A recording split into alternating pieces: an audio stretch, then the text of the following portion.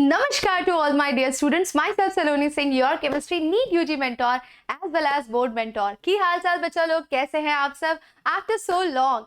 तो बच्चों, हमने आपकी थियोरी की प्रिपरेशन का पूरा इंतजाम कर दिया है। 10 के 10 चैप्टर आपको प्लेलिस्ट में मिल जाएंगे, but at the same time practicals की डेट अनाउंस हो गई है, तो इसे कैसे हैंडल करना है और कैसे आपको स्कोर करना है 30 on 30, वो हम बताएंगे आपको आज के सेशन में। कई सारे बच्चे मुझे लाइव सेशन के दौरान ऐसे भी मिले जिन्होंने कहा कि मैम हम शायद यूट्यूब से नहीं कर पाएंगे, हमारे डाउट्स क्लियर नहीं हो पाएंगे।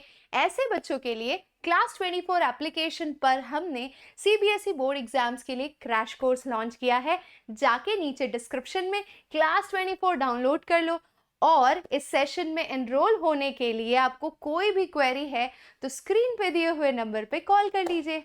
आपकी हर तरीके से रक्षा करने का प्रण लिया है हमने, तो आपके प्रैक्टिकल्स हो, बोर्ड एग्जाम्स की थियोरी हो, आपके न्यूमेरिकल्स हो, जहाँ पर भी दिक्कत है बेटा, I am there to help you out. Consider this as your own platform. और आपको प्रिपरेशन से रिलेटेड कोई भी दिक्कत है ना, आप नीचे कमेंट सेक्शन में लिखेंगे, आपकी सलोनी दीदी आपको डेफिनेटली हेल्प आउट करेगी। चलिए तो सीधा मुद्दे पर बात करते हैं बच्चों। एंड ये प्रैक्टिकल्स में आप कैसे 30 on 30 स्कोर कर सकते हैं। हालांकि आपकी मैम भी यूट्यूब पर जब नहीं काम करते थे तो हम स्कूलों में जाया करते थे और प्रैक्टिकल एग्जाम कंडक्ट करते थे सीबीएसई बोर्ड एग्जाम्स की। और हमारा पूरा ध्येय ये होता था बच्चों कि प्रैक्टिकल एग्जाम्स का ऑरा हम मेंटेन रखें, but at the same time बच्चों का नुकसान ना करें। ये हर टीचर सोचता है, कोई भी टीचर आपका बुरा नहीं चाहता है। वो यही चाहेगा कि ठीक है, मैं वाइवा में बिठा के बच्चे को थोड़ा परेशान ज़रूर करूँगी, लेकिन at the end of the day उसका भविष्य खराब नहीं करूँगी। तो ये हर टीचर की थॉट प्रोसेस होती है बच्चों। तो हम भी समझते हैं पहले की पेपर पैटर्न क्या है, एक इवैल्यूएशन पैटर्न क्या है आपके केमिस्ट्री के प्रैक्टिकल्स का। देखिए, हर साल बेटा आपको वॉल्यूमेट्रिक टाइट्रेशन आता है, करेक्ट? और ये जो वॉल्यूमेट्रिक टाइट्रेशन है आपका, वो आपका बेटा 8 नंबर का होता है। तो वॉल्यूमेट्रिक टाइट्रेशन सीधा 8 मार्क्स का है। सॉल्ट एनालिसिस बच्चों 8 मार्क्स का होता है। ऑल टुगेदर आपको 3 एक्सपेरिमेंट परफॉर्म करने होते हैं। तो आप टाइट्रेशन में जो 2 टाइट्रेशन ऑप्शन में है उसमें से कोई एक परफॉर्म करते हो। सॉल्ट एनालिसिस में एक पॉजिटिव और एक नेगेटिव रेडिकल आप आइडेंटिफाई करते हो और सॉल्ट बताते हो कौन सा है। कंटेंट बेस्ड एक्सपेरिमेंट में यूजुअली आपको फंक्शनल ग्रुप का आइडेंटिफिकेशन पूछते हैं और ये वाला प्रैक्टिकल बेटा आपका 6 मार्क का होता है। उसके बाद बचे हुए 4 मार्क आपके प्रोजेक्ट वर्क, जिसे हम इन्वेस्टिगेटरी प्रोजेक्ट कहते हैं, and class record and viva के अगले 4 नंबर होते हैं। और ये कुल मिलाकर आपके 30 मार्क्स का आपका प्रैक्टिकल होता है बच्चों। अब कहने को तो यहाँ पर मार्क्स डिस्ट्रीब्यूशन बहुत क्लियरली मेंशन है, बट बेटा कायदे से आपके सारे नंबर कहीं ना कहीं इस हिस्से पर डिपेंड करते हैं, क्योंकि जो आपका एक्सटर्नल एग्जामिनर है वो नहीं जानता बच्चे का लेवल क्या है और वो जज करता है बच्चे का लेवल थ्रू वाइवा। तो वाइवा अपने आप में एक इम्पॉर्टेंट चीज़ हो जाती है, एंड कहीं ना कहीं आपके जो टीचर्स होते हैं, जो आपके पूरे साल के साथी होते हैं, वो भी उन्हें सजेस्ट करते हैं अपने टॉप 3 या 4 या 5 स्टूडेंट्स जैसी क्लास की रिजल्ट कैटेगरी में, जिस कैटेगरी में वो आता है कि बहुत सारे अच्छे बच्चे हैं, तो वो टीचर्स पता है खुद से पहले से 5-6 स्टूडेंट्स के निकाल के रखते हैं रिकॉर्ड कि यार मुझे इनको 30 on 30 दिलवाना है स्कूल के रिजल्ट के लिए। ये टीचर्स की मेंटालिटी रहती ही है कहीं ना कहीं। और जब एक्सटर्नल एग्जामिनर मार्क्स प्लेस करते हैं तो वो कंसल्ट करते हैं आपके टीचर्स के साथ। तो पहले तो अपने टीचर्स को अपना बनाकर रखना, उनके साथ बिल्कुल बदतमीजी नहीं, full discipline, full respect, help them out and be the best version of your self in class 12। कितने दिन करना है आपको ये तो अच्छी चीज़ है ना बेटा। Be respectful to your teachers, और वो जो कह रहे हैं वो टाइम पर कर दीजिए। And keep pushing your self, keep proving your self कि भाई हम बहुत आज्ञाकारी बच्चे हैं, जो कि आप हैं ही, हमें बहुत अच्छे से पता है बच्चों, ठीक है। तो थोड़ा बिहेवियर बच्चों का अक्सर प्रैक्टिकल एग्जाम्स के टाइम पे चेंज होता है और बहुत अच्छे हो जाते हैं, मतलब बहुत ही सेंसिबल, बहुत ही रिस्पेक्टफुल, आदाब सत श्री अकाल वाले बच्चे हो जाते हैं। अच्छा लगता है टीचर्स को भी देखकर वैसे।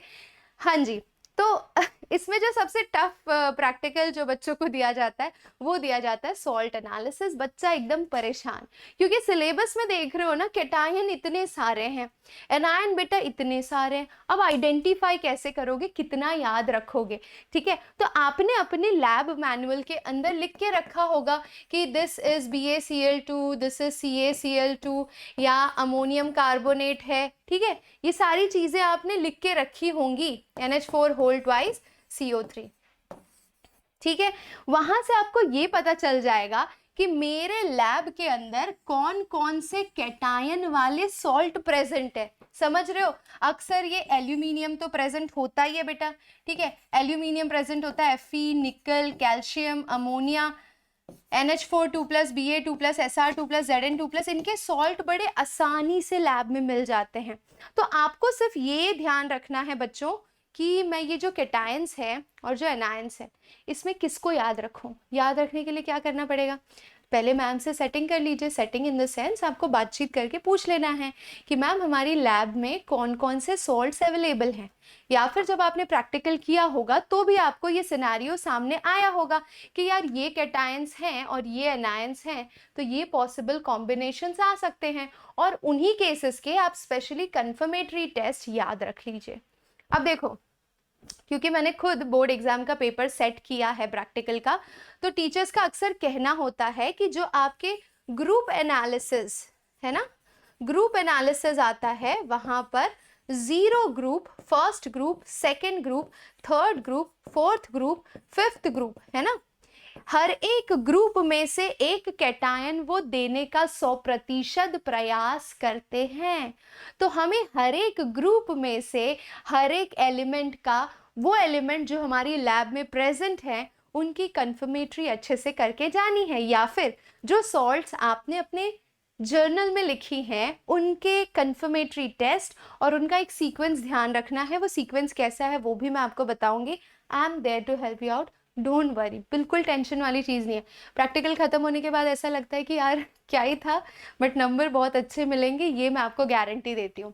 चलिए, तो बच्चों अक्सर एनायन के अंदर आपको sulphate, carbonate, chloride, bromide, iodide, NO3- का ब्राउन रिंग टेस्ट है ना, और यहाँ पे एसिटेट, ये कुछ एनायंस है जो बहुत कॉमनली किसी भी सॉल्ट फॉर्म में अवेलेबल रहते हैं, तो इनके हमें कंफर्मेटरी थोड़ा स्पेशली ध्यान रखना है। अब बात आ जाती है टाइट्रेशन की बेटा। तो टाइट्रेशन में KMnO4 वर्सेस ऑक्सैलिक एसिड है, KMnO4 वर्सेस मोहर सॉल्ट है। मोहर सॉल्ट वाले में कहीं पर भी हीटिंग नहीं करनी होती, इस प्रोसेस में जरा सी हीटिंग इन्वॉल्व होती है। समझ रहे हो, अगर नहीं देखा है ये पूरा एक्सपेरिमेंट कैसे होता है, तो सलोनी मैम का KMnO4 वर्सेस मोहर सॉल्ट टाइप करोगे तो आपको मिल जाएगा वो वीडियो। वो हमने हमारी लैब में परफॉर्म किया था ताकि हम बच्चों को दिखा सके कि एक्सपेरिमेंट किस तरीके से होता है। आ जाइए आगे देखते हैं। तो बेटा यहाँ पर अगर आपको मार्क्स स्कोर करने हैं ना, ये 8 नंबर है। अगर आपने अपनी राइटिंग एकदम परफेक्ट रखी है, राइटिंग इन द सेंस कि हर चीजें सीक्वेंस में मेंशन की है, जैसे मैं सीक्वेंस में क्या अज्यूम कर रही हूं, तो बच्चों सीक्वेंस में हमेशा याद रखना कि आपके एग्जामिनेशन में, ठीक है, आपके एग्जामिनेशन में आपको क्या मेंशन करना होगा। I hope this is visible clearly, just a second. हाँ देखो ध्यान से, तो सबसे पहले बेटा आपको एम मेंशन करना होता है। ठीक है, एम मेंशन कर दिया, अपैरेटस रिक्वायर्ड मेंशन कर दिए, केमिकल रिक्वायर्ड मेंशन कर दिया, थियोरी आपने मेंशन कर दी। ठीक है, थियोरी में बहुत इंपॉर्टेंट होता है कि आप आयोनिक इक्वेशन लिख रहे हैं, यहाँ पर आपके नंबर कटते हैं। मैं ये पूरा PDF आपको केमिस्ट्री बाय सलोनी सिंह के टेलीग्राम पे शेयर करूंगी, जिसमें आपके पूरे जर्नल का कंटेंट क्या होना चाहिए वो है एक्चुअली, तो वो आप एक बार गो थ्रू कर सकते हैं, और एक स्टैंडर्ड तरीका जिससे आपके नंबर ना कटे। तो एम तो आपके क्वेश्चन पेपर में ही आएगा। अपैरेटस रिक्वायर्ड आपको लिख ही लेना है, जो भी सामान आप यूज करोगे प्रैक्टिकल में। केमिकल रिक्वायर्ड्स आपके सामने ही होंगे। आयोनिक इक्वेशन याद कर लेनी है, ये नहीं लिखी होगी तो आपके नंबर कटते हैं बेटा। मॉलिक्यूलर इक्वेशन एक बार को नहीं लिखोगे तो चल जाएगा, कोई टेंशन नहीं है। इंडिकेटर मेंशन करोगे, एंड पॉइंट मेंशन करोगे। ऑब्जर्वेशन में ऑब्जर्वेशन टेबल आपको कंपल्सरीली मेंशन करनी है बेटा। और ऑब्जर्वेशन टेबल भी कैसा बनाना है आप यहाँ पर देख पा रहे होंगे, ठीक है। ये देखिए आपका ऑब्जर्वेशन टेबल, यहाँ पर आपके ऑब्जर्वेशन टेबल में volume of KMnO4, salt used, burette reading, initial, final, volume of KMnO4 use, difference, और फाइनली आपको उसका कॉन्कोर्डेंट वॉल्यूम, यानी कि कम से कम 2 ऐसी रीडिंग्स होनी चाहिए जो सेम आई हुई हो। जो सेम 2 रीडिंग्स आती है उसी को कॉन्कोर्डेंट वैल्यू लेते हैं और उसी से आगे की कैलकुलेशन करते हैं। तो आपको सीक्वेंस समझ में आ गया, ठीक है। ऑब्जर्वेशन टेबल के बाद कैलकुलेशन मेंशन करना है, एंड फाइनली बच्चों रिजल्ट एंड प्रिकॉशंस। तो आपको रिजल्ट लिखना है और प्रिकॉशन लिखना है। इतना अगर आप लिखते हैं, ठीक है, और 2 ही वॉल्यूमेट्रिक टाइट्रेशन है तो 8 नंबर आपके पक्के हैं। अच्छी बात यह है कि अगर आपका राइटिंग कंटेंट परफेक्ट होगा, वाइवा थोड़ा ऊपर नीचे हुआ तो भी आपके टीचर्स के साथ कंसल्ट करके आपको नंबर पूरे दिए जा सकते हैं। राइटिंग में गड़बड़ बहुत ज्यादा होगी, एक्सटर्नल एग्जामिनर फिर हेल्प आउट नहीं करता, बोलता कि भाई ये तो बच्चे ने पेपर में ही इतनी गलतियां किया, आगे चल के कुछ प्रॉब्लम हुई, ये शीट्स वापस खुले तो क्या होगा। तो वहां पर उन्हें एक मौका मिल जाता है आपके नंबर काटने का, एंड देन वो 30 का 29 हो जाता है। बट मैं चाहती हूँ कि if I have scored 30 on 30 मेरे सारे बच्चों को मिले एंड आप 100 स्कोर करें, करेक्ट। तो ये बहुत इजी है इस प्रोसेस को गो थ्रू करना। ये एकदम इसी तरीके से याद कर लोगे ना। ये देखो मैंने बोला था लास्ट में रिजल्ट एंड प्रिकॉशन 2 या 3 रट लो, और ऐसे ही फॉर्मेट में आपने पूरा वॉल्यूमेट्रिक टाइट्रेशन कर देना है। लिख के जाना है एक दिन से पहले, एग्जाम से पहले, अगले दिन आपका एकदम बेहतरीन हो जाएगा। आपको करना क्या है, जैसे ही आंसर शीट मिले ना बेटा, पहले ये परफॉर्मा बना लो पूरा, है ना, और ऑब्जर्वेशन टेबल बना के साइड पे रख लो, ठीक है। उसके बाद अपना एक्सपेरिमेंट स्टार्ट करो, नहीं तो क्या होगा, आपकी सप्लीमेंट्री और शीट्स होती है ना वो गीली हो जाती हैं। KMnO4 स्ट्रॉन्ग ऑक्सीडाइजिंग एजेंट है, खराब कर देता है पूरा। तो आपको मैंने एकदम आसान तरीका सजेस्ट किया है। आपको क्या करना है, पहले पूरा परफॉर्मर रेडी कर लीजिए, उसको पूरा लिख लीजिए। प्रिकॉशन लिखने में आपको क्या जरूरत है, आपको तो सिर्फ रीडिंग और कैलकुलेशन वाला पार्ट भरना पड़ेगा, तो आपका ज्यादा टाइम वेस्ट भी नहीं होगा, आप एकदम टाइम पे काम खत्म कर पाएंगे, ठीक है बेटा। ऐसे ही ऑक्सैलिक एसिड वाला है, सेम फॉर्मेट आपका फॉलो होगा। उसके बाद आ जाते हैं बेटा हमारे सॉल्ट एनालिसिस पे, करेक्ट। तो यहां से देखिए सॉल्ट एनालिसिस स्टार्ट होगा। आपको ध्यान रखना है कि सॉल्ट एनालिसिस में चीजों को किस तरीके से कवर करना है, देखिए ध्यान से बेटा, ठीक है। तो एम होगा to analyse the given sample of salt for detection of one acidic and basic radical. शुरुआत करेंगे आप फिजिकल अपीयरेंस से, फिर डाइल्यूट H2SO4 के साथ, कॉन्सेंट्रेटेड H2SO4 के साथ, फिर कंफर्मेटरी टेस्ट फॉर क्लोराइड, ठीक है। जो आपका नेगेटिव रेडिकल है उसका कंफर्मेटरी टेस्ट लिख दीजिए, क्योंकि वो ग्रुप में किसी तो आता नहीं है। मेन दिक्कत होती है बेसिक रेडिकल यानी कि कैटायन में बेटा, तो वहां पर आपने पहले ग्रुप एनालिसिस करना पड़ेगा। Salt plus NaOH solution plus heat, ये तो NH4+ था, तो वो तो 0 ही ग्रुप में आता है, तो कोई दिक्कत नहीं है। ऑब्जर्वेशन जो आई उसके हिसाब से इन्फरेंस, और फाइनली उसका कंफर्मेटरी टेस्ट। सीक्वेंस समझ में आ गया आप लोगों को। तो लास्ट में आपको रिजल्ट लिखना है। इतना राइटिंग पार्ट आपने परफेक्ट कर दिया बेटा, और ये तो मैं आपको देने ही वाली हूँ टेलीग्राम पे, तो टेंशन खत्म, है ना। अब बढ़ते हैं थोड़ा सा और आगे, ठीक है। ये है एसिटेट आयन का। एसिटेट आयन का भी बेटा हमने सॉल्ट प्लस डाइल्यूट H2SO4 के साथ रिएक्शन देख लिया, उसका कंफर्मेटरी देखा, बेसिक रेडिकल के साथ देखा, 0 ग्रुप का टेस्ट किया। अगर 0 ग्रुप में प्रेजेंट नहीं है तो हम ग्रुप 1 का टेस्ट करते हैं। ये देखिए मैं आपको दिखाती हूँ, ये देखिए salt plus NaOH plus heat, no gas evolve, यानी कि आपका 0 ग्रुप एब्सेंट है, ठीक है। उसके बाद original solution plus dilute HCl, अगर व्हाइट प्रेसिपिटेट आया तो ग्रुप फर्स्ट प्रेजेंट है। तो जब आप ग्रुप एनालिसिस कर रहे हैं कैटायन का, तो जिस भी ग्रुप का वो एलिमेंट आपको लग रहा है, ऊपर के सारे एब्सेंट बताइए। अगर वो 5th ग्रुप का है तो 0 absent, 1st absent, 2nd absent, 3rd absent, then come to 5th, present. आप डायरेक्ट नहीं कूद सकते, हो सकता है आप बीच के टेस्ट ना कर रहे हो, बट ग्रुप एनालिसिस के रिएजेंट्स आप याद करके जाइएगा कि ग्रुप 1 के लिए कौन सा रिएजेंट है, 0 के लिए कौन सा है, 2 के लिए कौन सा है, 3 के लिए कौन सा है। ये आपके वाइवा के लिए बहुत ज़्यादा ज़रूरी है। बात समझ में आ रही है? ठीक है बेटा, तो वाइवा के लिए आपको समझना है कि मेरे ग्रुप एनालिसिस के इंपॉर्टेंट रिएजेंट्स कौन से हैं और फिर उनकी कंफर्मेटरी टेस्ट। यहाँ पर कुछ कॉमन केसेस मैंने आपको डिस्प्ले किए हैं और हर ग्रुप से एक सॉल्ट पिक किया है इस पीडीएफ के अंदर, जो आपको टेलीग्राम पे मिल जाएगा। सो आई होप आपको उस बारे में भी क्लैरिटी आ गई होगी। अब बच्चों थोड़ा और आगे बढ़ते हैं and I wanted to talk about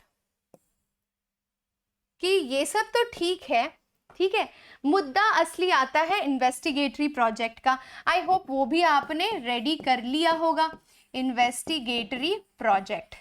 अगर ये भी नहीं हुआ है तो एक बना बनाया पूरा प्रोजेक्ट, सिर्फ उसमें आपको अपना नाम, स्कूल का नाम, प्रिंसिपल का नाम और टीचर का नाम, अपना रोल नंबर और अपनी क्लास का जो भी सेक्शन है वो चेंज करना होगा। वो भी मैं टेलीग्राम पे डाल दूंगी। अगर आप एकदम हरी में हैं और आपको समझ नहीं आ रहा है इन्वेस्टिगेटरी प्रोजेक्ट में क्या करें, तो आप वो प्रोजेक्ट प्रिंट आउट निकाल के दे सकते हैं। बट अब पूरी बात कहाँ पर आकर अटकती है बेटा? वाइवा। ये जो वाइवा है ये किस तरीके से देना है आपको, जरा समझो। पहले तो वाइवा किस पे पूछेंगे? वो आपने जो टाइट्रेशन किया और आपने जो सॉल्ट एनालिसिस किया।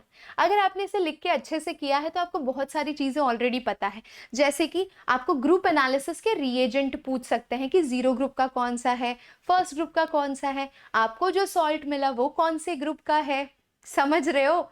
एंड उसके बाद उसकी कंफर्मेटरी पूछ सकते हैं। अगर वॉल्यूमेट्रिक में जाते हो तो आपको पूछ सकते हैं एंड पॉइंट क्या था, रिएजेंट कौन सा था, ये किस तरह का टाइट्रेशन था, रेडॉक्स टाइट्रेशन कहते हैं, इसमें ऑक्सीडाइजिंग एजेंट कौन था, रिड्यूसिंग एजेंट कौन था, एंड फैक्टर क्या था KMnO4 का, दैट इज 5। एसिडिक मीडियम में 5 ही होता है। क्यों हमने रिएक्शन करते वक्त सल्फ्यूरिक एसिड का ही इस्तेमाल किया, 2 प्रिकॉशन बता दीजिए और आप पूरा प्रोसेस बता दीजिए।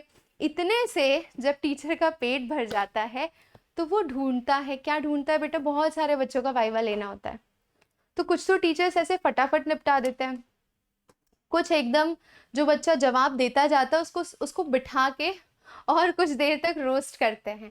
फिर वो लोग थियोरी में घुस जाते हैं, और थियोरी में अब तो थियोरी तो 10 चैप्टर है, कहीं से भी पूछो। तो जब ऐसी सिचुएशन में फंसो ना वाइवा में, साफ साफ बोल देना, मैम मैं है ना हर प्री बोर्ड में 3 to 4 चैप्टर्स का टारगेट लेकर चल रहा हूँ। इस बार मैम जेन्युइनली मेरा ये चैप्टर बहुत अच्छे से प्रिपेयर्ड है, अगर आप इसमें से पूछेंगे तो मुझे सब आएगा। ठीक है, तो ये आप अपनी तरफ से एक अच्छी चीज़ रख सकते हो सकता है टीचर उसमें से ना पूछे, बट आप ये बता सकते हो कि मैम मैंने ये चैप्टर अच्छे से वाइवा के लिए ही प्रिपेयर किया है, क्योंकि प्रैक्टिकल था तो थियोरी तो हम एक्सपेक्ट नहीं कर रहे थे कि पूछा जाएगा। लेकिन फिर भी अगर ऐसे सिचुएशन में फंस जाओ तो कोई भी एक चैप्टर अपनी मर्जी का, अभी तक थोड़ा बहुत तो पढ़ा ही होगा बच्चों, एक चैप्टर अच्छे से तैयार करके चले जाओ, हो गया काम सॉर्टेड। इसके बाद तो सारा आपके बिहेवियर पे डिपेंड करता है। Nails cut, proper uniform, tie है, डिसिप्लिन में है, आदाब सत श्री अकाल वाले जोन में है, एंड जहाँ पर भी हेल्प मांगी जा रही है कर दे रहे हैं, डिसेंट बच्चे हैं, कोई क्यों परेशान करेगा आपको। तो आपका काम आराम से सेट हो जाएगा एंड 30 on 30 आप आराम से लेकर आ पाएंगे। ये जो पीछे की सारी चीज़ें बताई ये आपको कॉन्फिडेंट रहने में हेल्प करेगा, और कॉन्फिडेंस बहुत ज़्यादा ज़रूरी है। उस दिन बेटा अगर आप डरे सहमे से है ना तो शायद आप 30 डिजर्व भी कर रहे होंगे तो भी एक नंबर कट जाएंगे। ऐसा कई बच्चों का मैंने मेरी आंखों के सामने देखा है। तो वो कॉन्फिडेंस के लिए ये प्रिपरेशन जो मैं आपको करने को कह रही हूँ ना वो कर लीजिए, तो आपको ये जो नंबर है ना इसको स्कोर करने के लिए कुछ खास नहीं करना है। टाइट्रेशन अगर आपका फटफट हो गया तो सॉल्ट एनालिसिस आप कर लोगे, उतने टाइम तक तो ऐसा हो जाता है कि वाइवा स्टार्ट हो जाता है, तो थोड़ा सा इंटरेक्शन पॉसिबल होता है आपस में।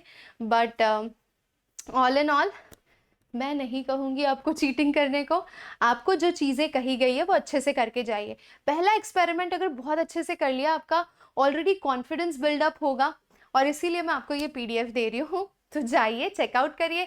और वाइवा के लिए आप चाहते हैं कि मैम आप स्पेशली क्वेश्चंस की लिस्ट दे दीजिए या फिर आप वाइवा पर एक वीडियो बना दीजिए, तो वो भी मैं आपके लिए बना दूंगी। एंड उसके लिए ढेर सारे कमेंट्स चाहिए कमेंट सेक्शन के अंदर। सो बच्चा लोग, all the best for your practicals. आप अपना 100% देंगे, मुझे बहुत अच्छे से पता है। Keep working hard and keep your confidence high and be loyal to yourself. बस यही 3 चीज़ें ज़रूरी है आपके प्रैक्टिकल्स के लिए। बैठिए, नहीं आता है बोल दीजिए मैम ये नहीं पढ़ा है, मैम ये पढ़ा है, और उस हिसाब से आपका वाइवा भी शांति से निपट जाएगा और फिर हम वापस बाउंस बैक करेंगे थियोरी सेशंस पे। सो तब तक के लिए अपना ख्याल रखिए बच्चों, एंड 30 on 30 स्कोर करने के लिए प्रिपेयर कर लीजिए खुद को mentally. So thank you so much, मिलते हैं अगली क्लास में। Till then take care, love you all, bye bye, see you.